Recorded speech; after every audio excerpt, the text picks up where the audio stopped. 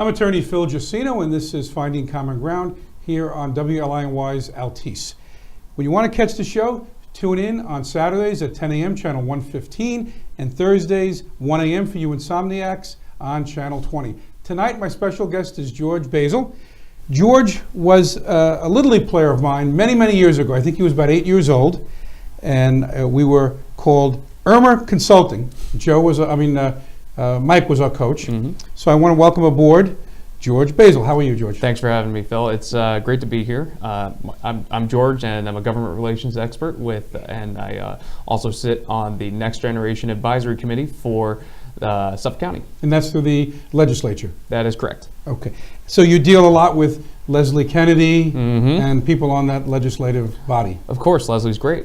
Yeah, she was in last week, and the week before that was her husband, John M. Kennedy Jr., who you said announced today that he is running. I think it was at the Dennison building, was it? Yes, it was. In fact, I was an assistant DA in that building many years ago. Wow. And I know the area, and he announced, so he's running for the Suffolk County executive position. Yep. So, as a Republican. Yes. There may be a few others that may announce also. There may be a primary, but he's a great guy, and he's got an excellent shot. Definitely. So you were saying you're on the Next Generation Advisory Council. What exactly is that? So we're a board of millennial-aged people who advise the legislature on any issues that are dealing with youth of Suffolk County, as well as legislation that's coming through that may need the input of millennial voices with regards to the policy making and implementation of it. Okay. And millennials generally born the 80s and the 90s, I think as late as 2004, according to some people, but generally early 80s to the latter part of the 90s. Now, you were born in 96? Correct. Okay. In fact, when I coached you many years ago, Danny was on the team, and I heard a rumor, other than your dad, I was the best coach you ever had. I'm only kidding. You were 8 years old. You were probably the best ball player on the team, if I remember correctly. You were very good. Thank you. But back then, there wasn't a lot of pitching. No, there wasn't. At 8 years old. No. So you end up going to college. Well, you go to Ward Melville. Yep. You graduate from Ward Melville. And you go to college, and you play baseball. Correct, yeah. And who'd you play for? Played for the Chestnut Hill College Griffins, where I got to pitch for a year, and then I made the executive decision to pursue my academic interests. I made a very similar decision. I played for CW Post for 2 years, 82, 83, 83, 84. We didn't play against each other back then. Yeah. You said you played against Post. Yeah. But I wasn't on the team at that time. Yeah. So we actually the Chestnut Hill College used to be an all-women's college because it was... Well, that's why it was so easy to make the team. Exactly. But there were men when you went there, of Sure, course. yeah. Yep. And it was integrated. It was co-ed, but we ended up going 29-14. We just missed a regional bid, but it was, gotta say, one of the greatest times of my life. So you played teams like CW Post. Did you get to play Army? Yeah, no, we didn't play Army. We played Navy that year. Okay, it was a lot Annapolis. of fun. Yep. We got to play Army, and I remember we played a doubleheader, and I'm walking across the field, and they start playing taps.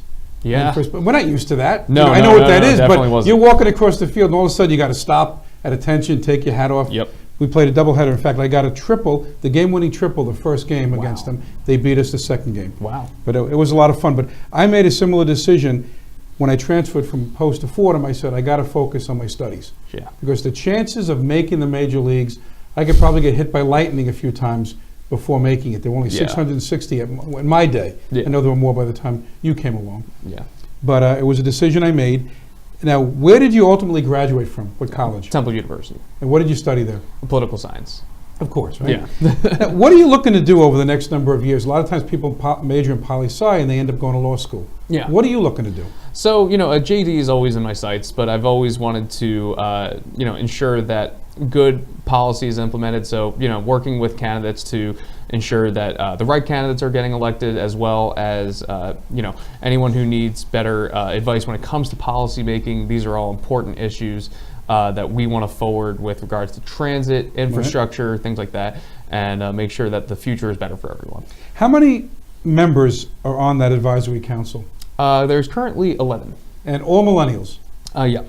Now, when they want to seek out your advice and counsel, how does that happen? Do they call you up? Is there a meeting where you meet and they pick your brains? Yeah, so there's actually, there is scheduled meetings that are public that occur at the legislature in Hauppauge, across from the Dennison building, actually. Right. And near the 4th Precinct? Yep. right next to the 4th Precinct, and we'll go over the certain legislative issues, and then legislators will come in to propose ideas that they have, as well as take any ideas that we may have for them that may be of interest to them. Okay. Are there any millennials that are legislators? Currently, there are not. Everybody falls into either the Gen X pool or the baby boomer. Of course, the baby. Yeah. I am one of the last of the baby boomers. The baby boomers are 46 to 64. I was born in August of 64. No way. Seriously. Oh, wow. So the year after me is whatever that next generation is. But the baby boomers are 46 to 64. A big group. Big group of people. Yeah. And I remember there was a book written by somebody who was born December 31st, 1964. And the book was called like the last baby boomer. That's pretty cool. And that was it. And that group of people won World War II. Going back to those years. Well, actually, were born around that time period. Yeah. And they were called the baby boom generation because the soldiers came back from World War II. Yeah. And then Levittown was created. The and all Levitt of that. style houses. So pretty amazing. Yeah. Now, I saw something today on social media that was very troubling, and it said that 20%, 1 in 5 of millennials, your group, and I know you're not one of those 1 in 5, but it said saw the American flag. Now, you have a lapel pin on American flag. do. I do too. But 1 in 5 millennials saw the flag as a sign of intolerance and hatred. Why do you think, now you deal with millennials on a regular basis, why do you think that 1 in 5, 20%, feel that way? When they look at the American flag, they don't see freedom, they don't see men in uniform, women in uniform that fought for this country like you and I see. Why do so many millennials feel that way?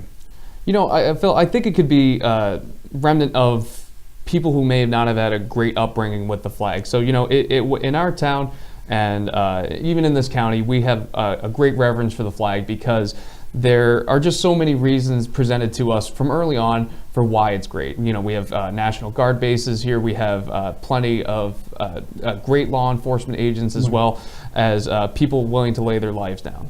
Now, some people may not be exposed to that idea because they, have households that don't really watch the news or expose their children to ideas of countries where we don't share the same freedoms or the same privileges that we have here.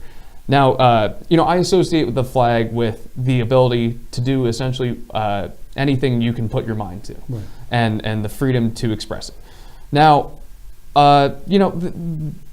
there are some people who get brought up with not knowing that and not being able to express themselves. And I hope that those people who believe that the flag means something besides, freedom, patriotism, and the great things that we associate with the flag, would see that there are countries that, plain don't share those ideals. Right. And it's a shame. And you're right. They don't like when you look at, let's say, Venezuela, right, where socialism destroyed that country, or when you look at certain Central American countries where they would give their right arm to get out of that country. Yeah, and we see it happen. Right, and you look at the American flag, and why do people want to come here? It's a symbol, but it's a strong symbol. It's like a magnet.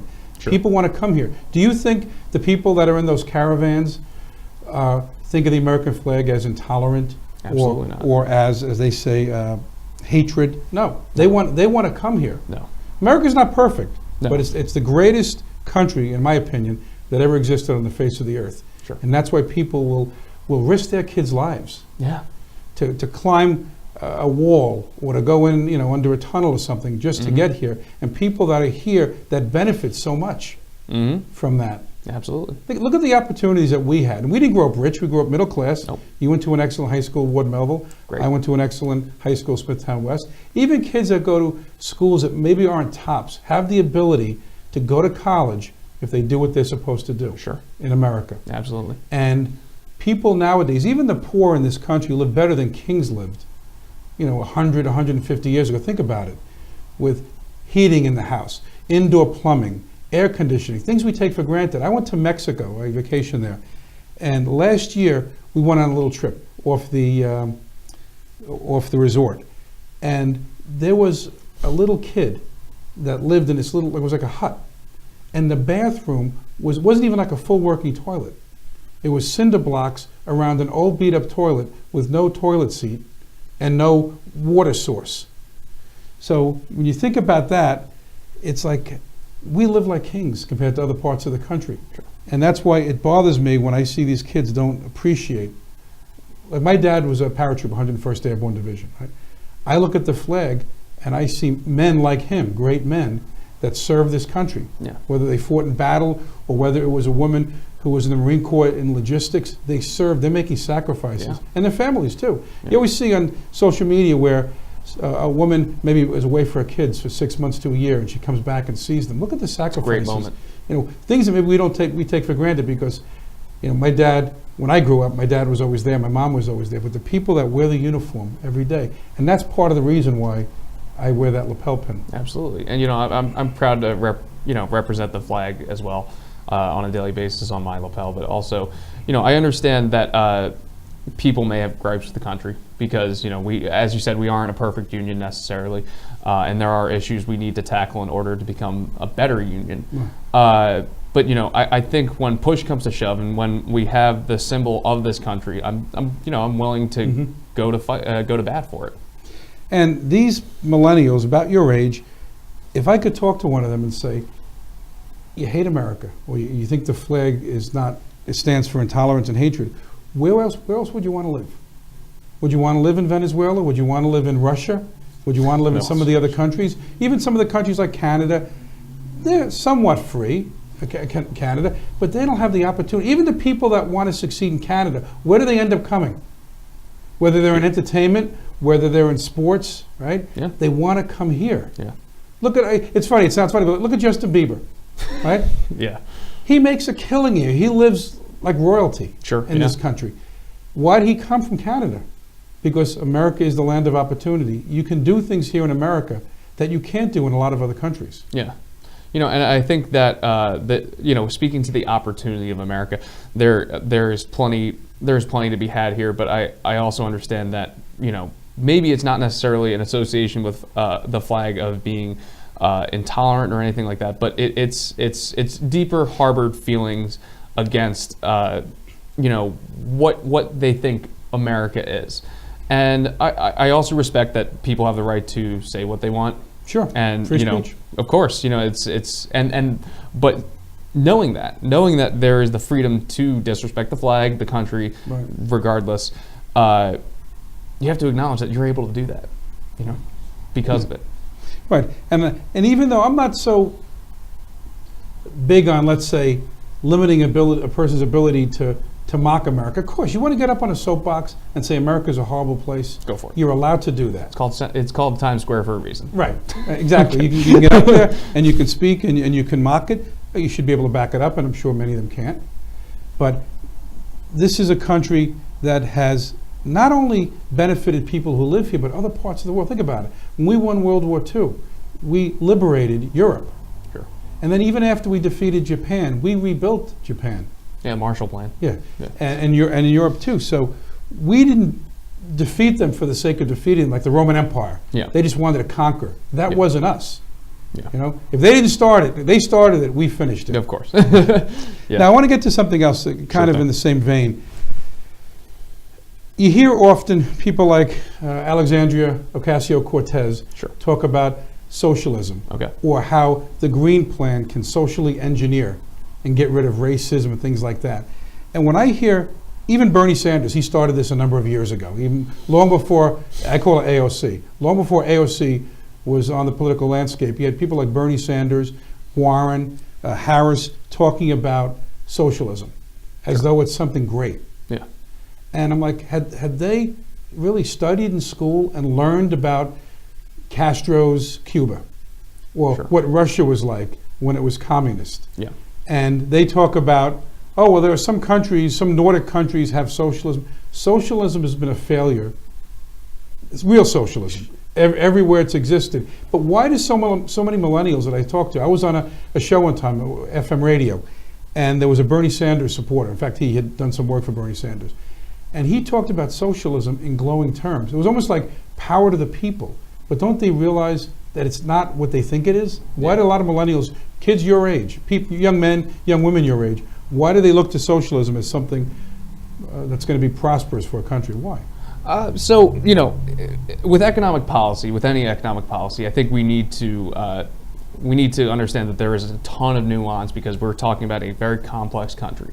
Now, I think we do need to gear our economy towards investing in, renewable energies and ensuring that there's environmental justice for places that are going to be affected by rising tides and things like that.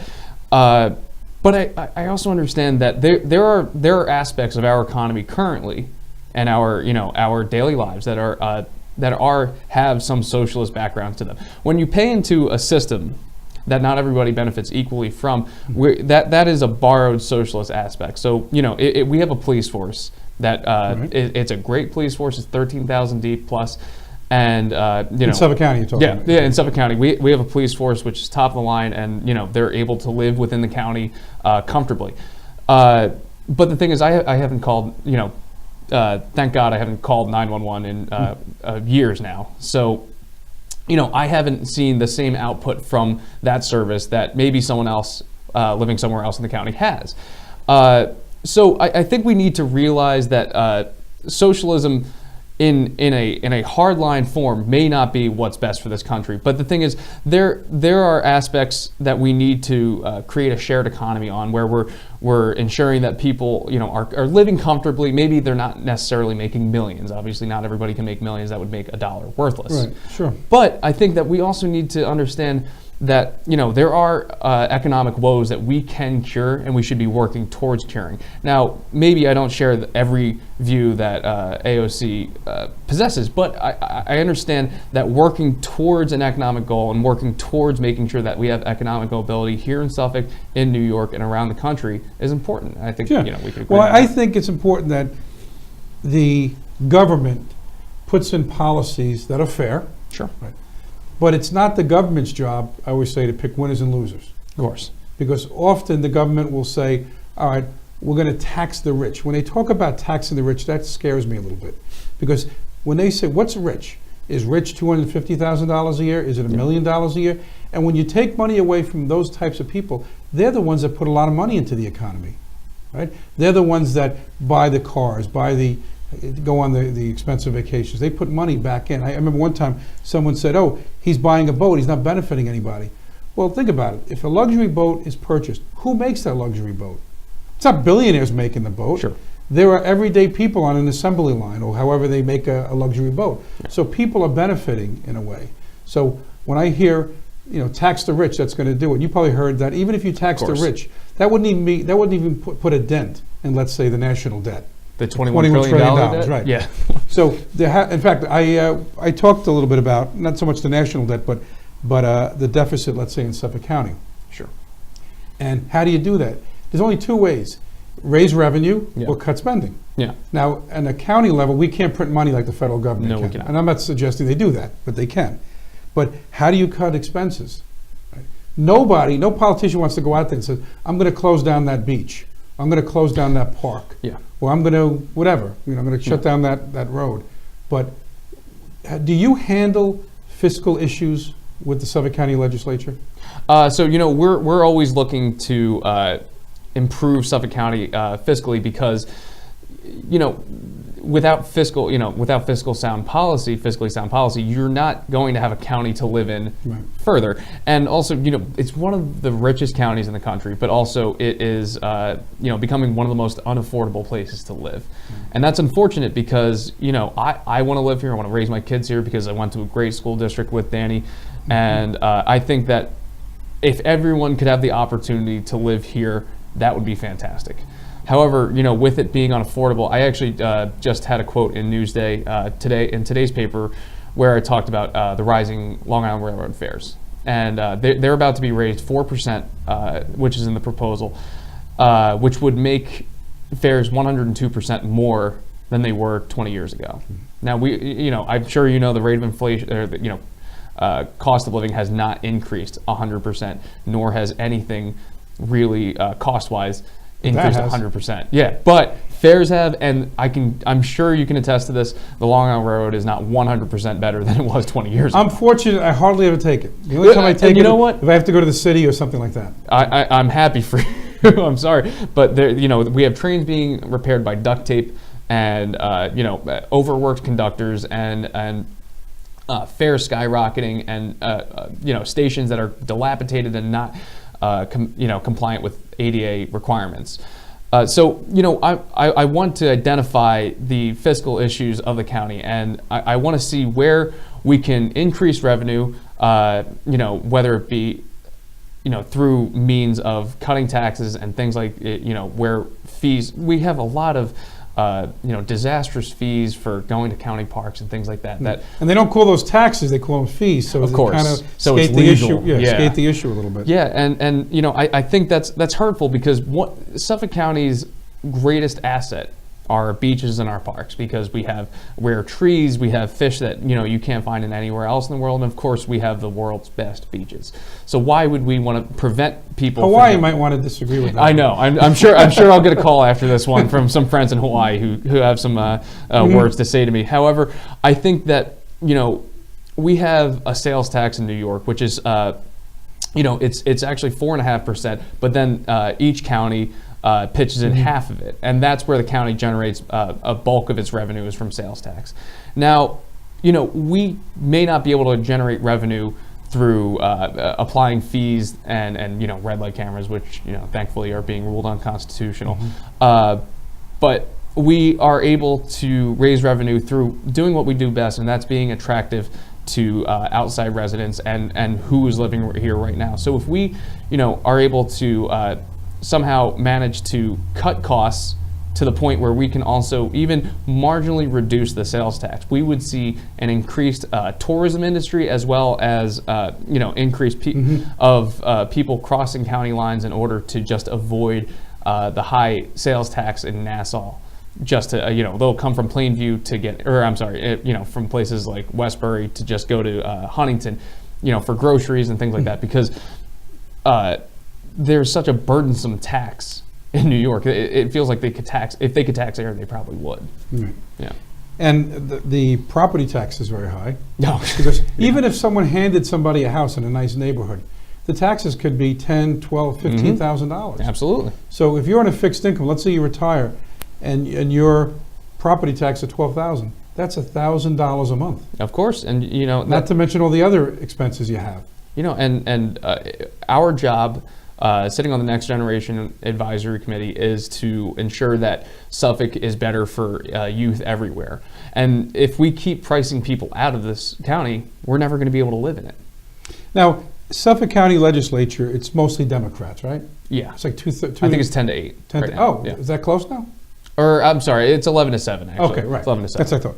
So sometimes it's hard to get things passed. Let's say you're a Republican. Sure. And you want to get something passed, you have to almost form a coalition, right? Because it's hard you don't have the numbers. Yeah. It's same right now in the House of Representatives. The Republicans just don't have the numbers to pass certain things. But having worked for that body, is there bipartisanship on some of the issues that you were talking about? I actually, I encourage people. I interned with the Suffolk Legislature years ago now, and I always encourage kids coming out of college or high school and who are in college to intern with the Suffolk Legislature, because that is the best form of bipartisanship working. I've seen legislators go toe-to-toe on issues. We had great debates between Lou DeMauro, who is no longer a legislator, who's termed out, but Lou DeMauro and people on the other side of the aisle, and I've seen legislator Spencer, who is a legislator for the Huntington district, work really well with Rob Trotta on issues and do things that I've never seen legislatures around the country do. And these people understand that there isn't a Republican or Democratic way to fix a pothole. You just fix that pothole, you fill it with cement. Done. And that's the prevailing thinking there, and they're really able to get down and work with each other, even though there may be a slight, or even large difference in makeup. But just like at the federal level, you got to keep sight of the goal. Of course. And the goal in Suffolk County is You don't want people fleeing Suffolk County Of course not. to Florida or North Carolina. You see it all the Yep. time. In my practice, I see it where people can't afford to live here. Mm-hmm. I see it in terms of a relocation case where they're fighting over custody or somebody Yeah. wants to move with a child Mhm. because they can't afford to live here. Of course. You know, if you make a lot of money, it's a wonderful place. Of course, yeah. If you're struggling and you're making minimum wage, how do you live You don't. in Suffolk County? You don't. You either go home with your parents or you move to North Carolina, like Yeah. you said. Now, another problem that we face in Suffolk County on a regular basis is the opioid epidemic. Yeah. Now, when I was reading a little bit about your background, that's something that you addressed. Yeah, yeah. Tell us a little bit about that. Yeah. So when I was studying, I was able to pass the first of many bills in order to improve mental health services at my university, but also to create recovery housing, which is housing that ensures people are on the road to recovery and making sure that they're making healthy choices and ensuring that they are getting clean. Now, for terms of Suffolk, actually, I'm working with Legislator Spencer to create a youth opiate advisory task force, which will work to get stakeholder input and make sure that we're creating policies that target 18 to 30-year-olds, because the opioid epidemic is affecting all groups and is disastrous on so many levels, and is actually killing more people than car accidents now. No. We want to make sure that where addiction is most prevalent in 18 to 25-year-olds and 18 to 30-year-olds, that we're targeting our policies and making sure that they're broadcasted in the correct manner, and that we are doing our best in order to curb this epidemic. Mm-hmm. Because you're constantly reading the newspaper. I have clients, their children are killing themselves out there. Of course. Overdosing or just destroying their lives. Yeah. And it's sad to see. But what seems to be the root problems? Why is Suffolk County hit? And there are other places in the country that are hit hard. Sure. But why is Suffolk County, Nassau County, Long Island, why is Long Island hit hard by this epidemic? What have you been seeing? Yeah, so New England and of course we border New England is a particularly hard hit place by the. I think New Hampshire also has pretty high numbers. Yeah, lots of people are dying of overdose deaths, and I think that the stigma is trailing over from New England, but also that we are in a time where we're requiring instant gratification. We need to answer texts immediately and things like that. And life is becoming even more stressful for people. So they're looking for the next way to get out. And unfortunately, some people turn to opiates. And that's unfortunate because, we are cracking down on legal prescribing practices and things like that. But at the end of the day, only 8% of people who are being prescribed opiates are actually turning into illegal use or abusing the medication that they're being. Only 8%. Yeah, only 8% of properly prescribed people end up becoming addicted to opiates. Right. So knowing that, there's now 92% who aren't, and what we're working on is we're trying to focus in on what that 92% is composed of, which is mostly young people, and we're trying to figure out where along the line are they coming into contact with opiates, and where they are feeling that they need to resort to this kind of use, which it's a disastrous disease, and I'm really trying to do my best, and everybody's trying to do their part to curb the use and also the epidemic itself. But Right. I also know that we have a problem with what's called the air bridge, which is we're getting opiates via ports of entry in this country, and we don't have the proper security infrastructure to be able to detect and enforce the laws to curb the opioid influx that we're getting. Mm-hmm. and heroin. Now you're talking about through the southern border. Actually, we, when we were in Philadelphia, we had so many busts at, ports of entry in just our shipping containers and things like that. People and cartels are actually able to ship really high potency heroin and, what's called synthetic fentanyls Fentanyl, yeah. through these shipping containers, as well as toll booths and things like see. that. So the majority of the illegally used and synthetic drugs actually come through these ports and seaports. Oh, and by sea. Okay. Now, do they have like dogs that can maybe sniff this out? Sure, yeah, and the problem with using dogs is that we have so much coming through these ports. Like Newark is the nation's second largest, Los Angeles being the first, and Philadelphia, I believe, being the fifth largest. There's just no way that we have the resources right now to be able to detect and scan all of these containers. Now, I think that we also need to think about increasing customs agents at ports of entry like those seaports, but also places even like Long Island MacArthur Airport and airports around the country need to be able to enforce security measures and better security measures and more high-tech security measures in order to really nip in the bud this opioid epidemic and heroin epidemic. Now, some of the fentanyl and the opioids that are coming into the ports you were talking about, Yeah. whether it be LA, New York, Philadelphia, whatever, is it coming through international ships? Yeah, so a lot of the time it's coming from Middle Eastern designated ships, as well as from South America, and cartels from either from poppy fields in the Middle East, but also from down south are intercepting cargo containers, which aren't scanned at their original ports in Bolivia, things like that, and they're not being scanned, so they get up into New York and escape detection until they get to in the hands of gangs around. Okay, that's interesting, because I didn't realize it was that prevalent in those kinds of ports. Unfortunately, we catch almost $2 million every day of drugs getting in through those ports. Is the interdiction working somewhat?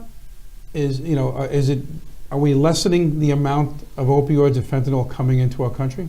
So we are. It's hard to quantify that measurement because we can only measure how much we're catching. But we don't know sometimes what we're not catching. Yeah, exactly. So we don't know necessarily what we don't catch because it either gets used or it causes an overdose or it causes mayhem within a locality. It's not like it's coming in and going to a pharmacy. Yeah, and we can tabulate it. It's hitting the streets. Yeah. And if we make a bust, we find out there's a lot that's slipping through the cracks. Unfortunately, and that's why I'm a big proponent of increasing border security and border security at our ports of entry because we have a real problem, and especially smaller airports like MacArthur and Harrisburg International are unfortunately targets for a lot of these drug movers because they don't have the security measures that of JFK or a Philadelphia International might have. Now, in addition to that, obviously drugs are coming in through our southern border, and there's been a lot in the news about what should we do about it. Trump says a wall or a fence or whatever, and then a lot of the Dems are saying it's really not going to make a difference. Now, I know you deal more in local politics, let's say, but what is your opinion of Trump's proposal, let's say, to build a wall or to make it very difficult for people to come across? I think that our country is made better by immigrants. We are founded on immigrants, and we are a nation of immigrants. I'm Italian and Filipino, so I am a direct descendant of immigrants and making a better life in this country. I think that any border infrastructure that we can improve, whether it be improving the lives of the agents that we do send there or anything like that, where we ensure that we're cooperating with other countries, one, to make sure that people don't have to flee their countries to seek better lives here, because there's but a lot of that's not all up to us. Exactly. But I also understand that we are in a very, very unique position as the world's most powerful country to be able to say, hey, you know what? If Bolivia or Nicaragua or any of these Central American countries need assistance with curbing gang violence, which is why we have caravans and why we have multitudes of people crossing the border, is because people are seeking better lives, but also seeking... I don't blame them. Yeah, I don't blame them. I'm living a great life here. I think if I could somehow come to America from one of those countries, Absolutely. I would do it too. Absolutely, and I think that, you know, if we improve the lives south of the border, and we make sure that there are security measures in place there that they can handle it themselves, and make sure that people aren't being killed just for bearing witness to a drug cartel's operations, I think we will improve the problem of having undocumented immigrants within the country, and also for the people that are here, I think we need to be able to vet them. We need to be able to ensure that they are not a threat to the country. Absolutely. And I think anyone can agree that we don't want bad people in this country. So, I think that we need to go a step forward and start actually processing these people into our citizenship processes, and make sure that they are receiving vetting from the federal government but also make it a path towards becoming American citizens, so that they're tax-paying citizens, and they really create a dedication to this country. But the problem, I think we can agree that immigration has made this country great. I agree. Sure. But we still need legal immigration. Of course. Now, I'm not for rounding up everyone here that's illegal, send them back. That's impractical, that's cruel. It's expensive. Right. Obviously, if someone gets caught, they commit a crime, send them back. Sure. But if we don't make it difficult for people to come into this country, we're going to have more caravans coming and coming and coming. Because I know in the family court system, if you're from Central America, not Mexico, but Central America, if you say, if I go back and if you're a woman, I could be raped, I could be killed. If you're a guy and you say, I'm going to go back and they're going to put me in a gang, they're allowed to stay here. A lot of them, not a lot, some of them are MS-13. They slip through the cracks. We know that. That's how some of them come here. But if we don't fix the wall, we're going to have this problem over and over and over. You'll be my age still having this conversation if we don't stop the flow of illegal immigration. That's my opinion. Well, yeah, sure. And what, Suffolk County just released its crime statistics for 2018, and we actually saw a 12% decrease in violent crime, and we saw a huge decline in MS-13 related crime. We had, unfortunately, because we're tackling it. You saw some of the things the president has done and local officials have done. Well, yeah, putting it front and center. So the thing is, with reference to MS-13, it's not necessarily fully composed of immigrant people. There are people who have resided within this country who are born here, but sure. But they recruit a lot of people that come in. And the thing is if we start targeting immigrants, we're not going to be able to successfully enforce the law. If we start I understand that you're not for rounding up people and shipping them back, right. But there are some people who are cooperating with law enforcement, who are undocumented, who are solely responsible for that huge decrease in gang-related violence in Suffolk County. Now, I understand that we're all here to make it a safer country, and we're all here to make it a safer county. But I think that we need to understand that if we, I'm going back to my last point, where if we ensure that there isn't an outstanding amount of gang violence, an outstanding amount of, just general cartel violence in some of these Central American countries, that we can see decreases in illegal immigration and people trying to force their entry into the United States, because, asylum seekers account for a vast majority of people trying to enter this country, unfortunately. And I think that for the people who are here, if we can tabulate them and ensure that, if we put them on a path to citizenship, we are able to better, understand and keep track of who they are, where they are, and what they're doing. But sometimes they come here, let's say an asylum seeker, and we give them a court date. Sure. Many of them don't come back. They just disappear into the fabric of, and I know that for a fact. I've spoken to immigration attorneys, and that's what happens. Not enough judges. God forbid they put him in a cell, and then that picture gets posted, and they say, what are you doing? So a lot of these people, they get a number or they get a court date, and they don't come back. So some of them we can't keep track of. And some of them overstay their visas, we know that. Sure. So it's not Yeah. all just hopping a wall. Some of them come in here legally, Some are student visas. Yeah. student visas, and they stay past their visa date. Yeah. And that's another way, which is sometimes a little harder to find out where they go. Yeah, and I think it's a result of a very complicated citizenship system. So we have people who are here for student and work visas, and which actually account for the majority of illegal immigration, and who overstay their visas. And the unfortunate thing is that they came here originally to study, make our localities a better place through their contributions to society. Sure. And I think that we need to make the visa system a more efficient system, one where we can ensure that we're keeping track of these people, one, while they're here, but also making sure that they remain contributing citizens to this country. We just actually had a rapper, 21 Savage, who was arrested because the U.S. immigration officials found out that he wasn't originally from Atlanta, much to the dismay of his rapper's cred. He was actually from the United Kingdom. Now, I have never listened to a 21 Savage song. However, I never heard of him before. Exactly. But I think his life is valuable as a human life, but also I think that he is of value to this country because he can, hope if he makes it big, he contributes to the economy. Like you said, rich people will contribute to the economy. He'll contribute to the economy through that. He'll also, I'm sure, do some kind of charitable work with a school in Atlanta and, ensure that kids have better opportunities. So I think that there are a lot of people who are overstaying their visas and contribute to illegal immigration, but I don't think they're necessarily the problem with the country, and I think that we should make it easier to become citizens of this country. Right, and there are a lot of people, you hear from them, that say, I stood online, metaphorically. Of course. I stood online, I paid my fees, I did what I had to do, they checked me out, and it's not fair. It would be like, and I know it's not equating it with the same thing, it's like going to an amusement park, standing online, and having people just cut in front of you. And some of these people say, I'm waiting to become a citizen. I'm doing what I'm supposed to do.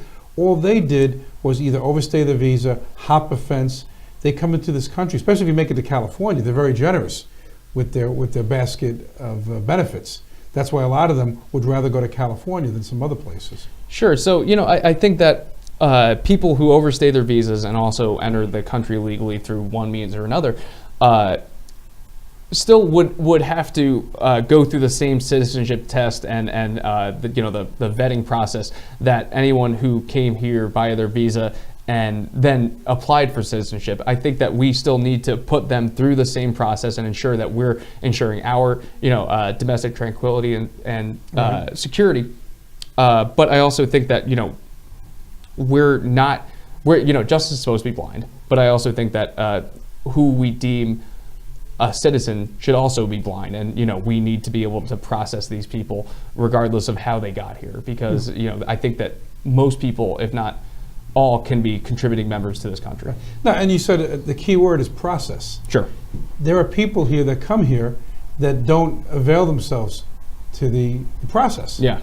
They just, let's say they come in a truck, you see sometimes, and some of them die. That's the tragedy of it. Yeah. They have a bunch of people, they put them in like a drug mule or somebody that gets a certain amount of money. They come in, they scatter, and some of them work, some of them don't. But how do you process somebody that doesn't want to avail themselves to the process? Yeah, that's the problem. So when we do finally track these people down via what do you do with them? I think deportation should be the last means of dealing with them, only because it's an expensive method, and it's also a legally egregious one. So I think we need to understand that if this person, we need to figure out what kind of threat they are, if any, and figure out if they have any connection to some kind of foreign power or outside group that may be contrary to our security. That after that, if we find that they are nothing more than someone who is seeking a better life in a country like ours, then we should afford them that process, because we're only better off with people who are dedicated to make a better life for themselves. Right. I remember you heard of Charles Krauthammer, obviously. Oh yeah, he died. Rest in peace. Died about a year ago. Very bright guy. Of course. Respected the man highly. And one of the things he said that made a lot of sense. He was on a panel one time. He always seemed to have a common sense approach. and he wasn't a fire thrower. You know what I mean? No, he's a He- deliberative guy. Yeah. And he said, like I said a little while ago, if you don't seal the border or make it so that people can't come here illegally, and I know you can't do it 100%, he Sure. says, you're going to have this conversation continuously down the road. He said, it's just like if a pipe burst in the city, right? You don't send guys to fix the pipe until you Sure. stop the flow of the water. Yeah. So he said, before we decide what to do with these people, and he wasn't an advocate for rounding them up and deporting No, them, yeah. but he said, we have to seal the border so that we can manage the people that are here. Sure. And if you do that, then you have ports of entry. You have a process. You have an application process. Sure. People can come here legally. We can vet them. Yeah. If people could just flow in whenever they want, what's the point? So, I actually have a question for you on that. Okay. So if we're sealing the border on the south, are we going to do it with the north? If we don't have a problem on the north, then we don't. But we do. That's the thing. We still have people bringing in illegal prescription medicines from Canada, and there are plenty of people who are leaving Canada in order to avoid some of the many arduous processes of citizenship in Canada, because in Canada citizenship is 100 times more arduous than it is here. That you already need to have a job for 10 years. You need to do all these really egregious methods of entering Canada. So people end up leaving Canada to come here in order to avoid the arduous process of citizenship in Canada. So, if we're going to have a conversation about the southern border, we also need to have one about the northern, because then, we can at least say Look, we have limited academically honest. resources. Sure. President Trump can't get even enough money for the southern border. Sure. So before we talk about the northern border, but if there's a problem with the southern border, then maybe we need to look into that. But first, the southern border, I think, is the more immediate problem. Yeah. And I would leave it up to the expert, like ICE. All right? I know AOC wants to get rid of ICE, and a lot of them, which is, I kind of find it I mean, we had INS before that. but strange, yeah. right.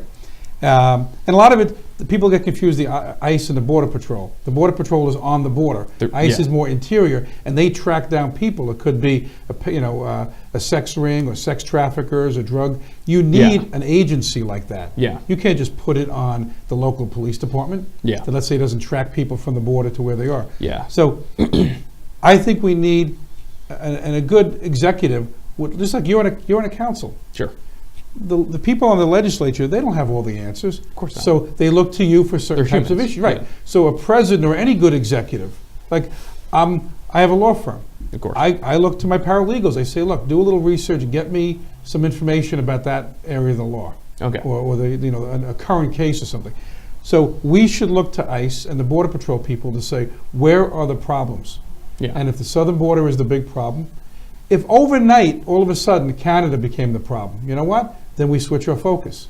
Yeah. But he can't even get $2 million for a fence on the southern border. Well, yeah. So, I think it's because I think Democrats are really digging their heels in They are. on the border wall because, They don't want to give him a win. I think that's part of it. well, also, as I explained, the majority of illegal drugs that flow into this country don't come through the southern border. They come through ports Some of of entry. them, but some of them do. But it wouldn't be enough to be able to spend $25-30 billion on, because it just, if we're going to tackle an issue, why haven't we declared an emergency for the port of entry or anything like that? Why haven't we started dedicating more law enforcement to our shipping ports and our containers? Give and our Trump some airports? time. He's trying. Well, no, sure, but and don't get me wrong. I think every president has something that they consider their legislative win or their infrastructural win. He's only been there 2 years. Yeah, and we're only a little over halfway past the first term, and I think that we need to instead of having this debate and risking the paychecks of 800,000 to a couple million federal workers, we need to have this debate in the like Obamacare. Maybe it's not everybody's favorite legislation, but that debate was had on the Senate floor, and we meshed it out, and we didn't shut down the government in order to create the Affordable Care Act. We had that debate with the government open, and we ensured that people were getting their paychecks. So if we're going to have the border wall debate, I think we shouldn't necessarily have it while the government shut down. We should have it on the floor. And I don't think that will happen again. But I think Hopefully not. Trump may declare an emergency. He may do that because I don't think he wants to hurt the country with another shutdown. I don't think he's going to do that. Yeah, but also And it's like a week away. What is it, a week or two away? Yeah, the next one. It's I believe this Friday. So we're right on the heels of it, and hopefully we don't, because I actually just spent some time down at Island Harvest, and I was helping out a food drive, not a food drive, distributing goods to federal workers, and a lot of these people, it was their first time ever having to come to a pantry, and it was devastatingly heartbreaking to see, because these people were very proud of themselves, and they were proud of the work that they did. And they were caught in the middle. Yeah, and they were caught in the middle, and I think that's something that both sides need to see, is that we should have this debate, but we should have it while the government's open and not. No, I agree. But one of the I find fault with the Democrats. Trump was trying to compromise. I believe that. Even when he said a while back, I'll give you $1 million DACAs, remember? Or 800, whatever that number was, the DACA kids. Oh, yeah. And the Democrats didn't even budge, because they want that issue. Maybe I'm being a little cynical, but they want that issue. If Trump wins the issue, what was the first thing he said when he came down that escalator? I don't remember. Build a wall. Okay. We're going to build a wall, and Mexico's going to pay for it. Now, look, I never really took that too seriously, that Mexico, but there are things we can do to defray the cost.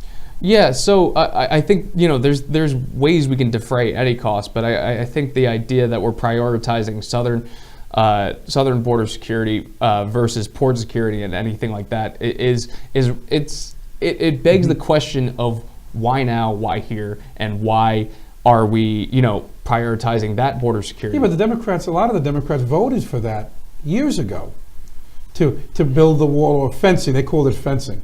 Yeah, and now they're saying no. So are they being hypocritical? Do they see something different now than they saw before?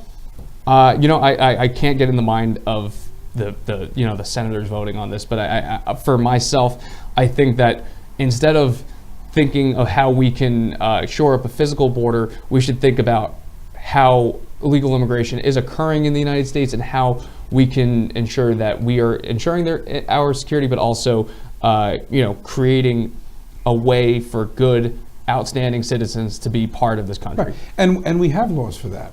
And sometimes we don't follow those laws. I was talking, it's funny, my barber is Russian, and we were talking about immigration, and he says other countries laugh at America because we are so lenient when it comes to illegal immigration. Now, I'm not saying I want to follow the Russian model, but he had a point. When you have a country, it's a sovereign nation.